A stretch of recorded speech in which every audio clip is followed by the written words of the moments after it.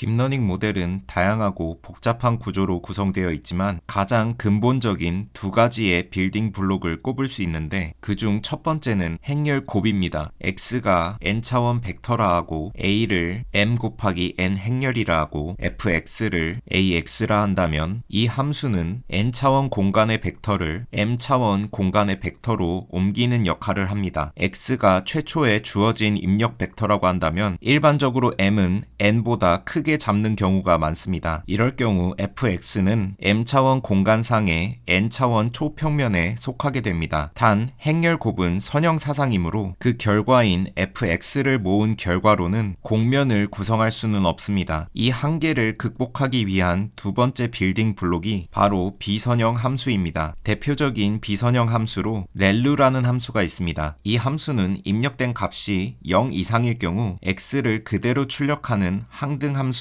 동작하지만 음수일 경우에는 출력을 0으로 만드는 성질을 가집니다. 따라서 렐루 함수의 그래프를 그리자면 이런 모양이 나타납니다. 예를 들어 렐루 1은 1과 같고 렐루 마이너스 1은 0과 같습니다. x가 이런 벡터일 때 이 벡터에 렐루를 적용하는 경우도 생각할 수 있는데 이 결과는 벡터의 각 원소에 렐루를 적용한 것과 같아서 결과 벡터는 이와 같이 됩니다. 이제 이 두 가지 빌딩 블록이 어떻게 모델을 구성할 수 있을지 살펴봅시다. 사람의 수명을 예측하는 모델에 대해서 생각해 봅시다. 주어지는 입력 x는 어떤 사람의 하루 평균 수면 시간을 뜻하고 y는 그 사람의 수명이 된다고 했을 때 x와 y 사이에 생각해 볼 수 있는 가장 단순한 관계로 ax 플러스 b와 같은 함수 관계를 생각해 볼 수 있을 것입니다. 여기서 이 모델의 문제점을 생각해 봅시다. 먼저 a가 양수일 경우 입력값에 따라서 함수값들 사이에 이런 대소관계가 성립하리라는 것을 쉽게 유추할 수 있습니다. 수면 시간인 x가 커지면 함수값도 점점 커지는 모양새입니다. 확실히 하루에 한두 시간만을 자는 극단적인 케이스보다 8시간의 수면을 취하는 사람의 수명이 더 길 것으로 예측되는 것은 상식에 부합됩니다. 문제는 이 대소관계가 어디까지고 계속된다는 것입니다. 하루 수면 시간의 상한은 24시간이므로 이 모델에 따르면 24시간을 자는 사람의 수명이 가장 길게 예측되고 이는 우리의 상식에 부합하지 않습니다. 반대로 A가 음수일 경우에도 반대의 대소관계가 유지되어 우리의 상식과 어긋나는 결과가 나타나게 됩니다. 상식적으로 부합하는 수면 시간과 수명의 관계는 어떨까요? 어떤 적절한 수면 시간, 예를 들어 8시간이라는 선을 기준으로 그보다 부족하거나 그보다 과도하게 되면 수명이 짧아지게 되는 이런 모양이지 않을까요? 행렬 곱과 비선형 함수라는 두 개의 빌딩 블록으로 이런 관계를 모델링 해봅시다. x는 수면 시간을 나타내는 값이었는데 여기에 상수 1을 덧붙여서 x라는 2차원 벡터를 구성해봅시다. 이 상수의 역할을 간단히 얘기하자면 이 벡터에 행렬 곱을 적용했을 때 그 결과 벡터가 놓여질 초평면이 원점을 벗어날 수 있게 하는 편향을 제공합니다. 이제 행렬 a를 이와 같이 정의하고 ax를 계산하면 그 결과는 이와 같이 됩니다. 이제 이 결과에 비선형 함수인 렐루를 적용하면 이렇게 됩니다. 렐루가 이런 함수였던 것을 기억합시다. 여기서 x는 수면 시간을 뜻하는 값이므로 음수인 경우가 없을 것이므로 이렇게 렐루를 벗겨낼 수 있습니다. 그리고 두 번째 원소의 이 부분을 보면 x가 8보다 작으면 렐루의 입력값이 음수가 되므로 두 번째 원소의 값은 0이 될 것입니다. x가 8 이상이라면 x-8이 그대로 나올 것입니다. 따라서 정리하면 x가 8보다 작으면 결과는 이렇게 되고 x가 8 이상이면 결과는 이렇게 됩니다. 렐루 ax는 2차원 벡터인데 여기서 다시 편향을 더해주는 작업을 통해 이런 3차원 벡터로 변형해줍니다. 이렇게 하는 이유는 앞에서 설명한 것과 같이 이후 행렬 곱의 결과 벡터의 초평면에 원점을 벗어날 수 있는 자유도를 부여하기 위함입니다. 이제 a를 어떤 양수라 하고 b라는 행렬을 이와 같이 정의합니다. 이것은 1 곱하기 3 행렬이고 c는 어떤 상수입니다. 이제 y를 b렐루 ax라 합시다. 여기서 y는